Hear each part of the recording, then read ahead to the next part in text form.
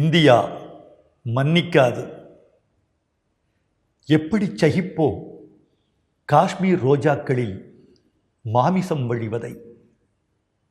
எப்படி பொறுப்போம் சிம்லா பனிக்கட்டிகள் சிவப்பாய் உறைவதை? ஏ தீவிரவாதமே, நீ புகுந்தது எல்லைப்புறத்தில் அல்ல, கொல்லைப்புறத்தில். இந்திய வீரன் எவனும் கள்ளச்சாவு சாக மாட்டான்.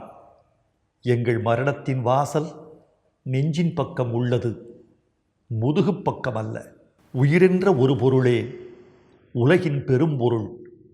அதனை மண்ணுக்கீந்த மாவீரர்களே, விழுகிறது உங்கள் பாதங்களில் வெள்ளை இரத்தமாய் எங்கள் கண்ணீர். ஓயமாட்டோம், சாயமாட்டோம்.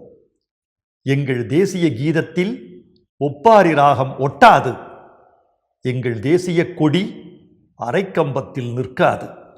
அஹிம்சா தேசம் பெயர் பலகையை அவிழ்த்து வையுங்கள். இந்தியா மன்னிக்காது இனியும்.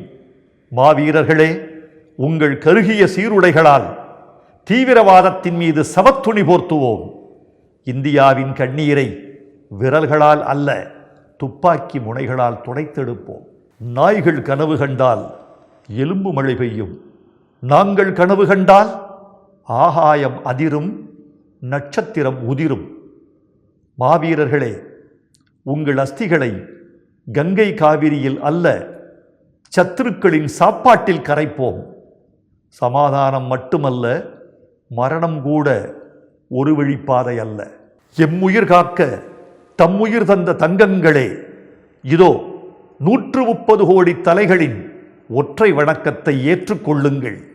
வீழ்க சூழ்ச்சி, வெல்க வீரம், வாழ்க நாடு, சூழ்க வெற்றி.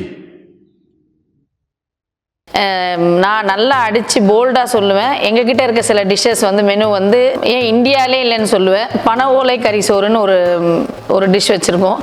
அது பனை ஓலைக்குள்ளே பனானா லீஃபில் ரைஸு மீட்டெல்லாம் வச்சு குக் பண்ணி பண்ணுற டிஷ்ஷு.